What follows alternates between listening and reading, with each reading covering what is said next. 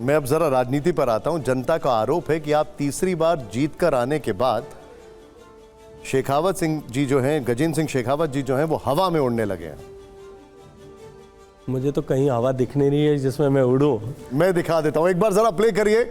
और ये मैं गजेंद्र सिंह शेखावत जी को दिखाना चाहूंगा हवा में कैसे उड़ने लगे। दिखाइए जरा। था या अशोक गहलोत के बेटे के खिलाफ चुनाव लड़ने में ज्यादा डर लगा था? मुझे तो दोनों में नहीं लगा था।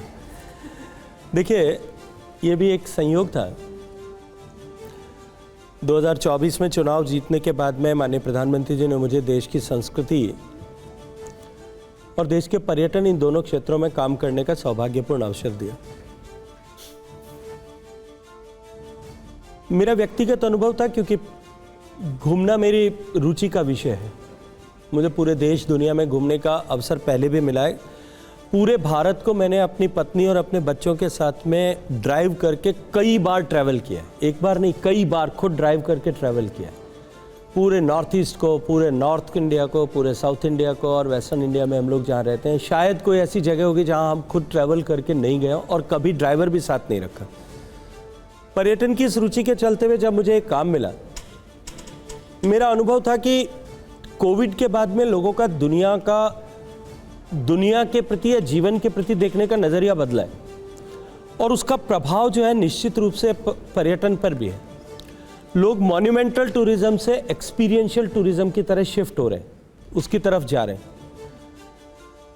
मेरा अनुभव था कि दुनिया के बहुत सारे देशों में बहुत सारे एडवेंचर स्पोर्ट्स पर लोग काम कर रहे हैं, और क्योंकि मेरी बेटी बहुत गहराई के साथ में एडवेंचर स्पोर्ट्स के साथ में जुड़ी है, स्काई डाइविंग की फैसिलिटी भारत में नहीं है, प्राइवेट सेक्टर में कहीं भी नहीं है। जो आर्मी और एयरफोर्स के लोग करते थे उन्हीं के लिए थी। मैंने अध्ययन किया कि दुबई स्काई डाइविंग, जो स्काई हाई दुबई जो फैसिलिटी है, उसका साल का टर्नओवर लगभग 450 करोड़ रुपए, और उसका बहुत बड़ा हिस्सा भारतीय पर्यटकों के माध्यम से आता है। ठीक वही स्थिति न्यूजीलैंड में भी है, ठीक वही स्थिति सिंगापुर में भी है। भारत जैसे इतने बड़े संभावनाओं वाले देश के पास में इस तरह की फैसिलिटी नहीं थी। मैंने खोजा, कुछ लोग, मुझे जानकारी मिली, कुछ युवा लोगों ने इस तरह का प्रयास किया है। नारनौल में एक एयर स्ट्रिप ली है। कुछ तकनीकी चुनौतियों के चलते हुए काम शुरू नहीं हो पा रहा है। जुलाई 2 या 3 तारीख की बात थी। मैं जब उनके साथ में अपने कार्यालय में बैठा, मैंने चर्चा की, और टीम स्काई हाई इंडिया के लोगों के साथ में जब मैं मिला तो मुझे संज्ञान में आया कि 13 तारीख को, जुलाई को, विश्व में पहली बार वर्ल्ड स्काई डाइविंग डे ऐसा सेलिब्रेट हो रहा है। और उस वर्ल्ड स्काई डाइविंग डे के दिन विश्व में एक नया कीर्तिमान बनने वाला है। मेरे मन में यह था कि भारत उससे अछूता क्यों रहे। भारत में भी, भारत के लोगों को भी इस अनुभव को, इस रोमांच को प्राप्त करने का अवसर मिलना चाहिए। क्या बात। तो मैंने अधिकारियों को बुलाया, और मैं आपके चैनल के माध्यम से धन्यवाद करना चाहता हूँ।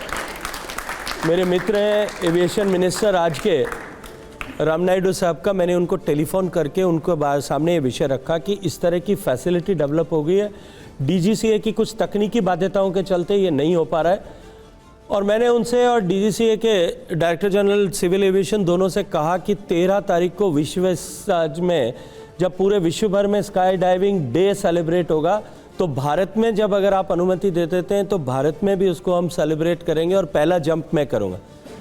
और उस बाध्यता, उस अब just to honour my words, मुझे उस मैंने वो जंप किया था। अब आप सब लोग तैयार हैं स्काई ड्राइविंग के लिए? हाँ या ना? लेकिन कोई और भी हैं जो आपको टक्कर देने के लिए तैयार हैं। वो कह रहे हैं हम किसी से कम नहीं है। जरा प्ले करिए।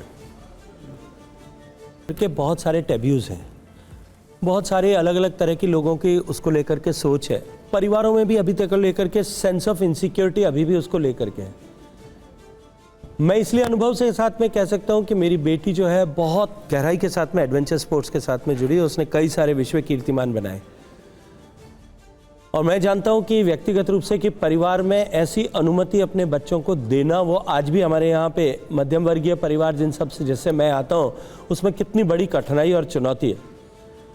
अगर इस तरह के कोई भी लोग, सेलिब्रिटी, चाहे वो पॉलिटिकल सेलिब्रिटी हो, राहुल गांधी जी निश्चित रूप से ऐसे व्यक्ति हैं कि उनको देश के बहुत सारे युवा उनको देखते होंगे, देखने का नजरिया अलग अलग हो सकता है। कोई तारीफ उनको करेंगे कि वो एक कोई तरीके से उनको टूरिज्म को प्रमोट कोई कर उनको रहे हैं। किस तरह से देखता होगा, कोई किस तरह से देखता होगा। राजनीतिक दृष्टिकोण से हम अलग अलग खेमे में हो सकते हैं, लेकिन मैं इतना जरूर कहूँगा कि उन्होंने चाहे जिस तरह से टाइक्वांडो या जूडो को डिपिक्ट किया, अपने कौशल को डिपिक्ट किया, या स्कीइंग के लिए या डाइविंग के लिए या डीप सी डाइविंग के लिए उन्होंने जो अपने वीडियोस पोस्ट किए हैं, वो भारत में इस तरह के साहसिक खेलों के प्रति अभिरुचि की अभिवृद्धि करते हैं।